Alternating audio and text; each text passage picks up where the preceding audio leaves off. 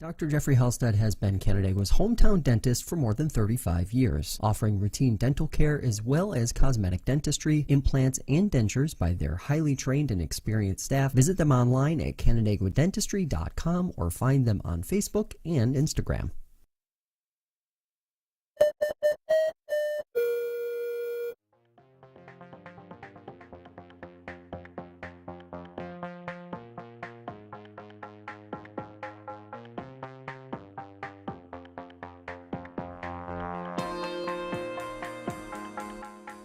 For FingerLakes1.com, I'm Josh Durso, and this is Inside the FLX. It is time for our monthly check-in with Chris Lajewski from the Montezuma Audubon Center in Savannah, Wayne County. Chris, thanks for being here today. Good to be with you, Josh. So, bald eagle survey results. We are halfway through winter, basically. How did that go, and what did it look like? Yeah, earlier this month, we had about 30 staff and volunteers fan out all across the Montezuma Wetlands complex looking for bald eagles. We were looking for adult eagles as well as juveniles. The people that came out to help with this very important annual survey were looking in these areas from Cayuga Lake all the way up to the south shore of Lake Ontario.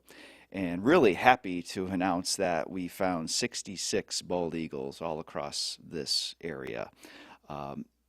That is above our 10-year running average of about 56 birds found during a bald eagle survey. And when you look back 10, 15 years ago, we were regularly counting about 40 bald eagles during this survey. Very impressive number. Yeah. But now we're regularly counting 70-ish.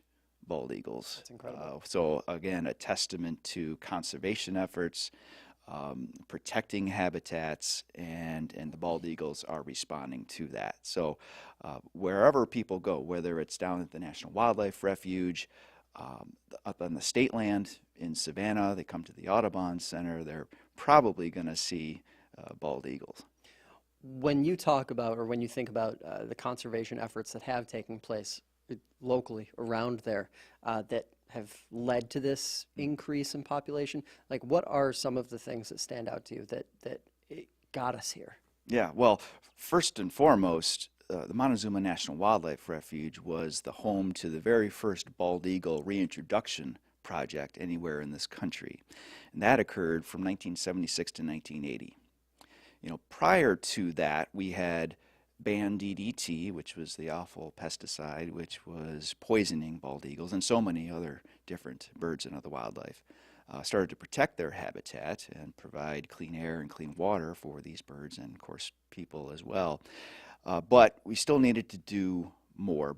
Bald eagles needed more help. And so as part of this bald eagle reintroduction program, scientists back in the 70s brought young bald eagles, just a few months old, from places where the bald eagle population was more significant.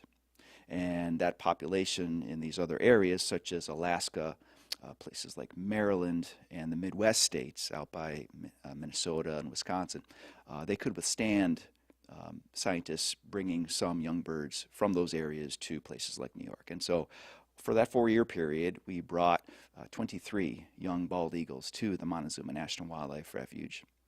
Hand-fed them using a bald eagle hand puppet. We didn't want the new bald eagles to be imprinted on humans or lose their fear of humans, which they naturally have. And as a result of that, instincts kicked in. They learned how to fly on their own. They learned how to hunt fish on their own. And now we can proudly say that there are well over 400 pairs of bald eagles in New York State, and about 24 bald eagle pairs nesting now within the Montezuma Wetlands complex. Incredible stuff. What climate do they prefer? Bald eagles, what's the preferred climate for bald eagles? They're pretty adaptable. They're found in just about every state in this country with the exception of Hawaii. So from Alaska all the way down to Florida, they can be found, and New York remains a stronghold for these birds. During the wintertime, They will congregate in these areas where you can find liquid water, and that's how they're going to get fish, which is their primary food source.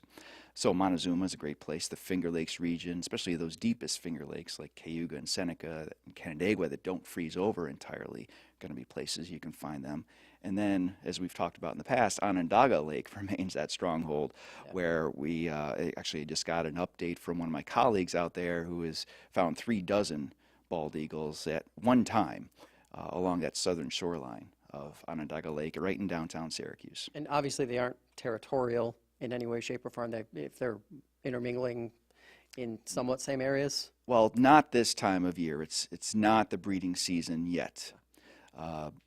Although, I say that, when we were doing the survey this past a few weeks ago, me and my colleagues at the Montezuma Audubon Center went out to the swamp to check on the bald eagle nest that's there, and we saw an adult eagle bringing nesting material back to that nest. So that's a sign that they're starting to get ready for the breeding season. They might have some courtship activities going on where the adults come together with talons and kind of circle down towards the ground and then release. It's kind of like hand holding for humans on a date. So courtship is about ready to start if it hasn't already for the bald eagle, and then typically we think of the February timeframe, mid to late February, as the breeding season, so that in March we have eggs, and by spring we have young eaglets in the nest. Impressive stuff. One thing you wanted to talk about today was winter bird feeding, which I think is important because we see the bird feeders out year-round, but maybe not always the best to have them out year-round. Talk to us about some of the do's and don'ts associated with that. Yeah, well, winter is a great time to feed birds. It might be cold and snowy outside, and people may not want to venture out into those types of elements to experience birds.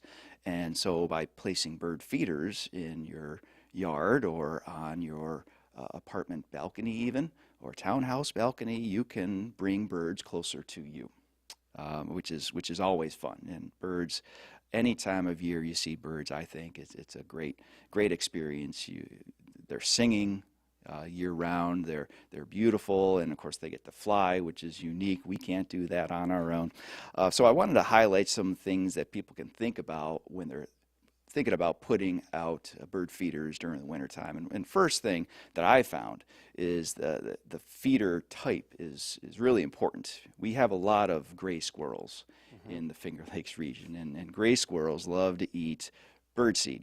Well, we have found that if you get a caged tube feeder, that will prevent the squirrels from eating all of the seed in that feeder. Now, they may jump up onto that cage, which is surrounding the tube where the seed is, but they won't be able to reach through the small openings of the cage to get at that seed. But the birds are small enough, they can reach through that cage to get at the seed.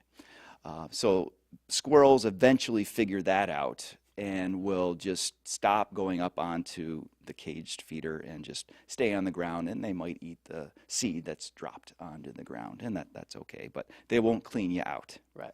which is a problem. Another couple of feeders that you can put out this time of year would be suet cake cages. So suet cakes are made out of fat, and there's a lot of protein and carbohydrates in that, and this is a great time to put it out during this really cold period of the year. It won't thaw out, it won't melt, and it won't cause problems for birds. So putting a suet cake out is great. It provides them with a lot of nutrition that they're going to need to get through these cold winter months. And then you could also put out a thistle sock. So thistle seed is really an important food source for species like the American goldfinch.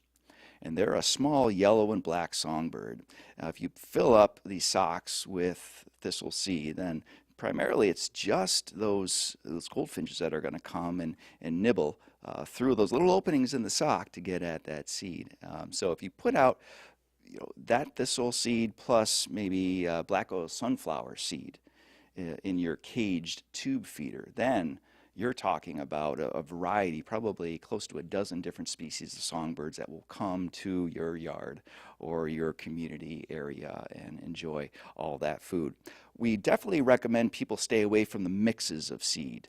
The mixes oftentimes are filled with filler that will not provide birds with the vital nutrition that they're going to need. So if you stay with straight black oil sunflower and thistle seed, you're helping the birds, and birds are going to increase the, make you happier by coming to your backyard. And you're referring to the stuff I would assume that a lot of stores are selling, that kind of in mass product. How hard is it to track down the types of feed that you're talking about, which are just sort of exclusive sunflower plus a couple other things that are really good for birds altogether? Oh, it's not hard at all to find black oil sunflower seed and thistle seed. You can go to a lot of our kind of nature stores. You can go to lumber stores, even hardware stores, and find this type of seed. You can go to supermarkets even and find this type of seed. And then in terms of feeders, we actually sell feeders at Montezuma Audubon Center. We have a small nature store, so we have these cage tube feeders as well as the thistle socks that really work well. We have found, through trial and error, that these are the two best resources to bring birds into your life. Two questions there on that front. When, obviously any time of year, I would suppose you can have a feeder out. When in the spring do we see that cutoff of when maybe take it down because, there's plenty of food and resources for birds? And then also this time of year, February, what are the most likely species you're going to see a lot of in backyards around the Finger Lakes? Right, well, let's start there. Common backyard birds or community birds where you have feeders up. Northern cardinals and black-capped chickadees are definitely common. You might have blue jays and woodpeckers. There's a white-breasted nuthatch, which is a common feeder bird and in many of our communities throughout the Finger Lakes region. And then you've got some birds that will be found underneath feeders. They may not pick off the seed that's in the feeder, but they'll scavenge the seed that's been dropped down to the ground. And those are species like the dark-eyed junco and mourning doves and American tree sparrows. So there's quite a variety of birds that can be found during the winter months. Now, as we progress through the winter and throughout the spring, it takes a while for our weather to warm up and for the plants to respond and start growing and producing food for birds and other wildlife. So by the end of the spring, June-ish, we typically will take down our seed feeders at Montezuma Audubon Center. There's ample food for birds out there. Now, and then we can transition to feeders like nectar feeders for ruby-throated hummingbirds and other birds like Baltimore oriole. We'll put out orange feeders filled with nectar. You can even cut an orange in half and put that out for Baltimore orioles as we get into the June and July timeframe. So, you can feed birds all throughout the year if you'd like, and maybe just change it up a bit based on the habitat that's out there and the food sources for those birds. Speaking of one of those birds that you mentioned just now, the white-breasted nuthatch is our species spotlight for this month. Tell us a little bit about that bird. Yeah, that's a year-round resident for us across the Finger Lakes region. It's a fairly small songbird, maybe just 5 or 6 inches or so in length, so about the size of a sparrow. And it's mostly white in color, white and gray. So having mostly white feathers, gray feathers, its large dark eye really stands out. And it comes regularly to black oil sunflower seed feeders.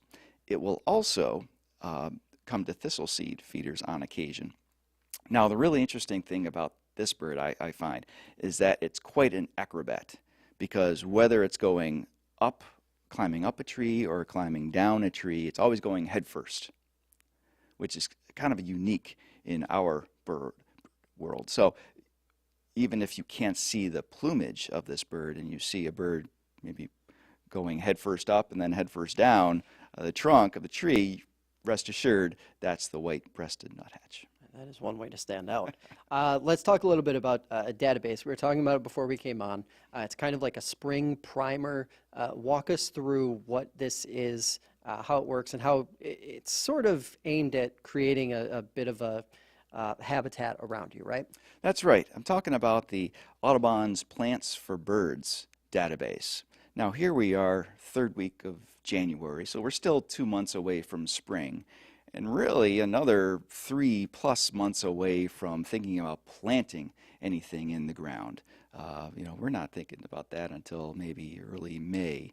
Yeah. So, but this winter time period is the time to get ready for that spring season and possibly changing up your landscaping and making that area more bird friendly. And so this Plants for Bird database is very simple to use, and you can just go to the Audubon website, audubon.org/plantsforbirds, and the database will pop up. All you have to do is type in your zip code, and several hundred different species of plants will populate in this database that are adapted to the area where you live. Yeah. Now, several hundred different plants, that's a lot of plants. The great thing about this database, you can narrow down your selection. So if you only want wildflowers, you can say, I don't want that 500 list of different species of plants. I just want wildflowers. Maybe a few dozen species of wildflowers. Well, you can select that on the database and narrow down your search. If you wanted plants that maybe produce berries or seeds, you can select those options as well. The other interesting thing is that if you want a particular species or a group of species of birds in your yard, you can select the database that way, and the database will tell you what plants, trees, shrubs, and wildflowers and native grasses and vines that you can put in your yard. So as people are looking out in their landscape, it might be covered in white still from the snowfall, or it might be turning muddy with warmer conditions we're experiencing soon here.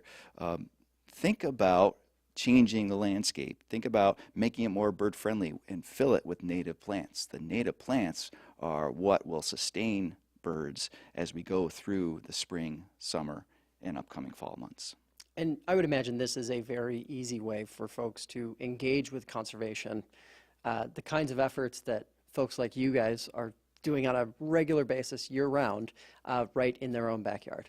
That's right. A lot of our habitat restoration projects that take place at Montezuma focus on removing invasive plant species, and after we do that, we plant native vegetation. Now, we're doing this on a large scale. The Montezuma Wetlands Complex is 50,000 acres.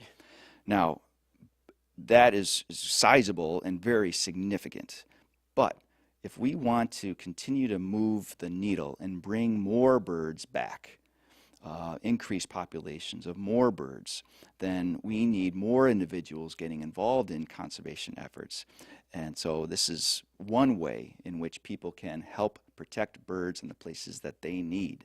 Simply planting native vegetation, removing lawn, is great, because lawns really don't provide birds with any food, no shelter, and in removing lawn, you're reducing the amount of time spent mowing.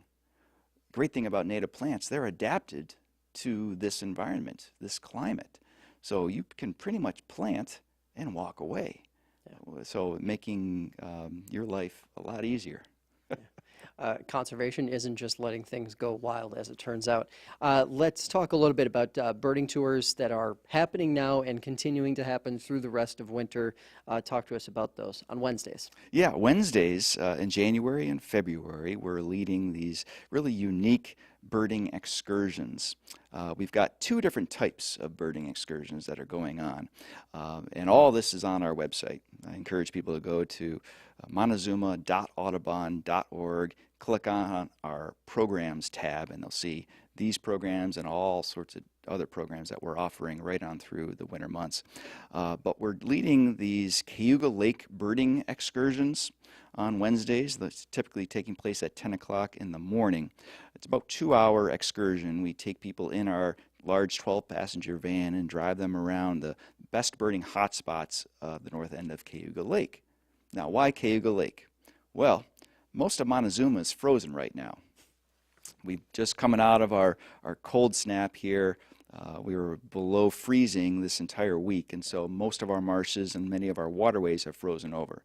So the ducks, geese, swans have moved just south down to the north end of Cayuga Lake, where they can access fish, and they have ample habitat down there. So we're going to kind of focus on the places from Cayuga Lake State Park up to the extreme north end of the lake, an area called Mud Lock, right along the canal system there, and then down the east side of the lake to towns of Cayuga and Union Springs.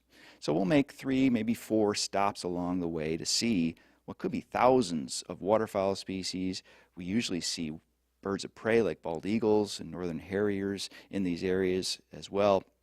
Songbirds too. So really unique opportunity to learn about some birding areas that are off the beaten trail. People may not think of Cayuga Lake as a birding hotspot. Well, it is a very important bird area, and this winter season is a great time to see why. The other types of birding tours that we're leading this time of year are the Raptor Rambles, and these are kind of a newer tour for us. But again, Wednesdays, and typically late in the afternoon, about 3 o'clock, we'll venture out, driving people around the Montezuma Wetlands Complex looking for eagles and falcons and hawks. And we'll be out there till about 5 o'clock, so that's when some owls start to come out and start hunting and even start hooting it up. So all of these tours are just $15 a person. Registration is on our website, and again, that's montezuma.audubon.org. Click on that programs tab to see these excursions as well as so many other different programs. And of course, we were talking about it before we came on. It's been a tough winter for snowshoeing. Yeah. Not a lot of snowshoeing has happened. Tell us what happens with those events. Do they get transitioned into just walks without snowshoes? That's right. These on the canals snowshoeing excursions, which we've been proud to offer now for 3 years, have taken on a different form this winter for obvious reasons. We just have not been able to hold on to that snowfall long enough to lead snowshoeing excursions. So we've transitioned them to guided nature hikes, still focusing on birds. We still are finding animal signs out there in the woods and grasslands and around our marshes, introducing people to all these amazing birds or the wildlife and the places that they need. And also we talk about how Montezuma is managed. It's not Mother Nature, take its course. No, we have to manage, keep invasive species out, keep native vegetation planted and thriving so that these birds have ample food and shelter to survive. Yeah, still very rewarding stuff. Family-friendly February breaks. Obviously, kids will be off school in a few weeks here for about a week.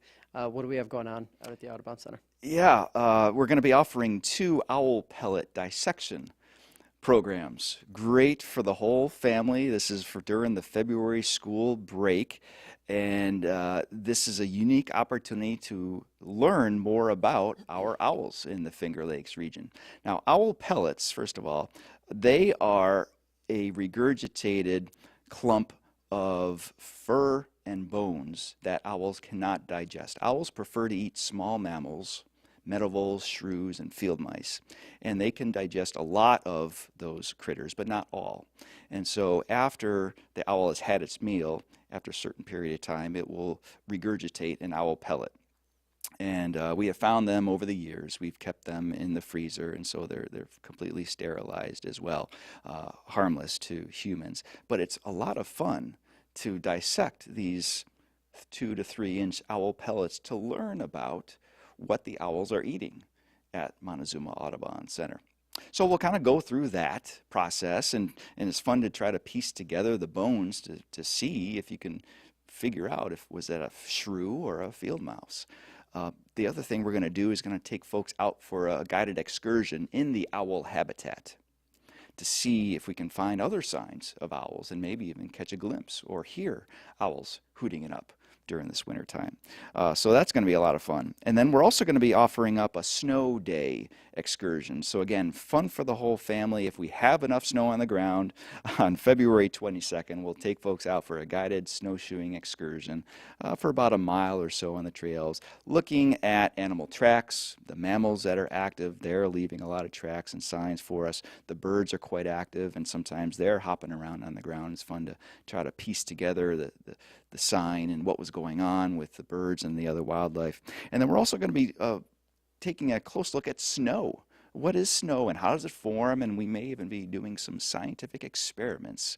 Again, great for the whole family during February break. Everything's on our website, and registration is quite simple. Just go to that website, montezuma.audubon.org. Good stuff. Chris, appreciate the time. As always, thanks for coming in. Thank you, Josh. Hey, that's going to do it for this edition of Inside the FLX. For more, check out the show on YouTube, Spotify, or wherever you get podcasts, and we will be back next week. Thanks for watching. We'll see you next time.